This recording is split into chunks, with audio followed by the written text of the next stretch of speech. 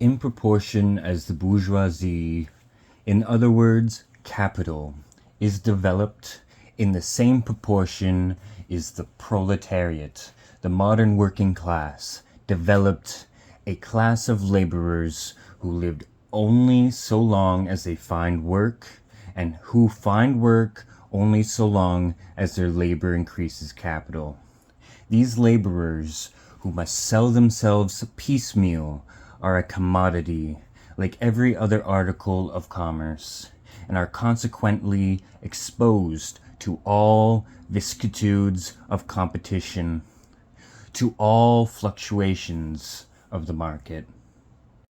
Owing to the extensive use of machinery and to the division of labor, the work of the proletarians has lost all individual character and consequently all charm for the workman.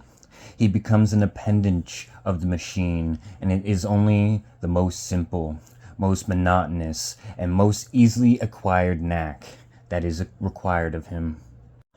Hence, the cost of production of a workman is restricted, almost entirely, to the means of subsistence that he requires for maintenance and for the propagation of his race. But the price of a commodity, and therefore also of labor, is equal to its cost of production.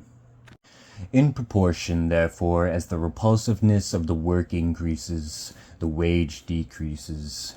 Nay more, in proportion as the use of machinery and division of labor increases, in the same proportion the burden of toil also increases, whether by prolongation of the working hours, by the increase of the work exacted in a given time, or by increased speed of machinery, etc.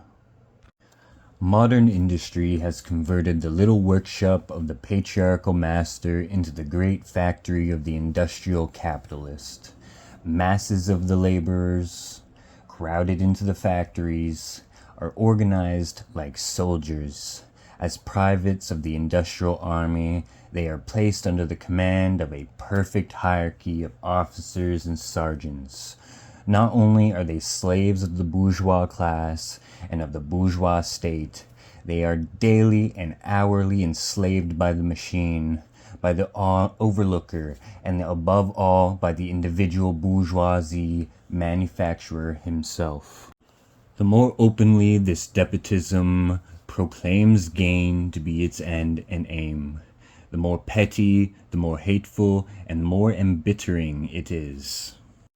The less the skill and exertion of strength implied in manual labor, in other words, the more modern industry becomes developed, the more is the labor of man superseded by that of women. Differences of age and sex have no longer any distinctive social validity for the working class.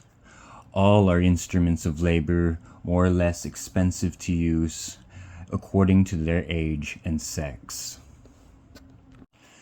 No sooner is the exploitation of the labor by the manufacturer so far at an end that he receives his wages in cash, than he is set upon by the other portions of the bourgeoisie, the landlord, the shopkeeper, the pawnbroker, etc. The lower strata of the bourgeoisie, the small tradespeople, shopkeepers, and retired tradesmen generally, the handicraftsmen and peasants, all these sink gradually into the proletariat, partly because of their diminutive capital does not suffice for the scale on which modern industry is carried on, and is swamped in the competition with the large capitalists, partly because their specialized skill is rendered worthless by new methods of production. Thus, the proletariat is recruited from all classes of the population.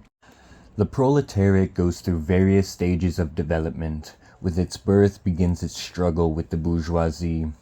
At first, the contest is carried on by individual laborers, then by the workpeople of a factory, then by the operative of one trade in one locality against the individual bourgeois who directly exploits them.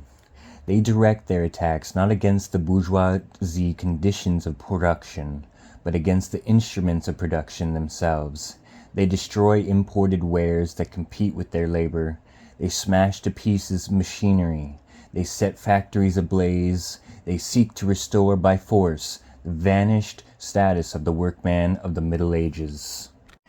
At this stage, the laborers still form an incoherent mass scattered over the whole country, and broken up by the mutual competition.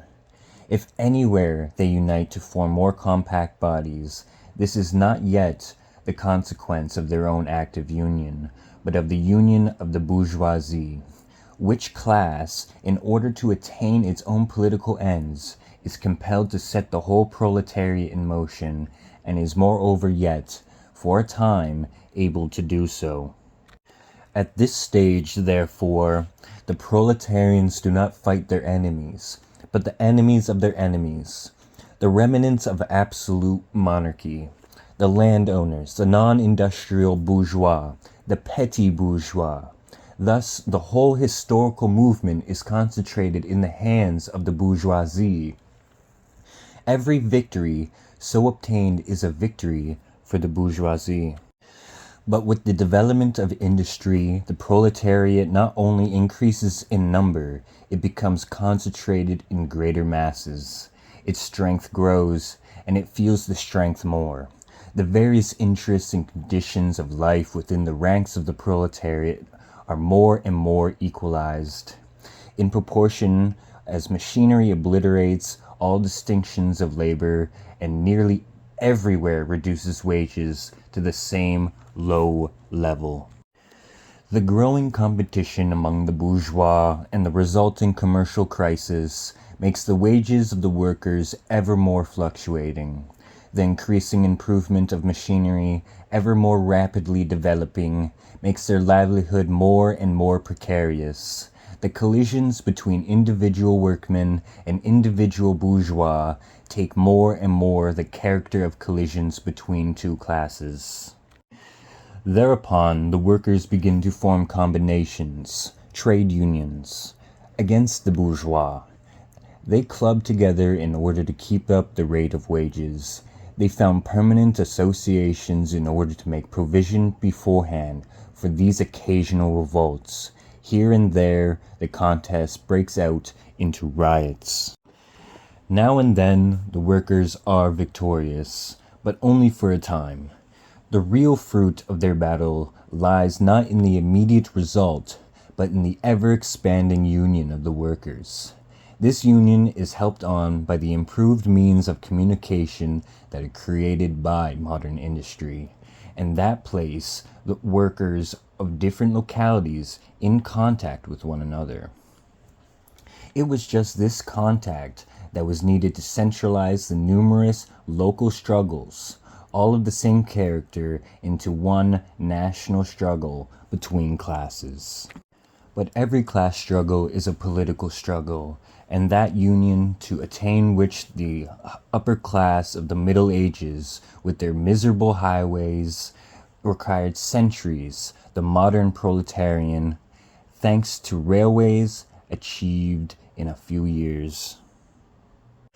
This organization of the proletarians into a class, and consequently into a political party, is continually being upset again by the competition between the workers themselves. But it ever rises up again, stronger, firmer, mightier. It compels legislative recognition of particular interests of the workers, by taking advantage of the divisions among the bourgeoisie itself. Thus, the 10 Hours Bill in England was carried. Altogether, collisions between the classes of the old society further, in many ways, the course of development of the proletariat. The bourgeoisie finds itself involved in a constant battle, at first with the aristocracy, later on with those portions of the bourgeoisie itself, whose interests have become antagonistic to the progress of industry, at all time with the bourgeoisie of foreign countries. In all these battles, it sees itself compelled to appeal to the proletariat, to ask for help, and thus to drag it into the political arena.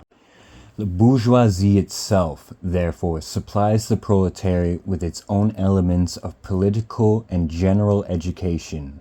In other words, it furnishes the proletariat with the weapons for fighting the bourgeoisie.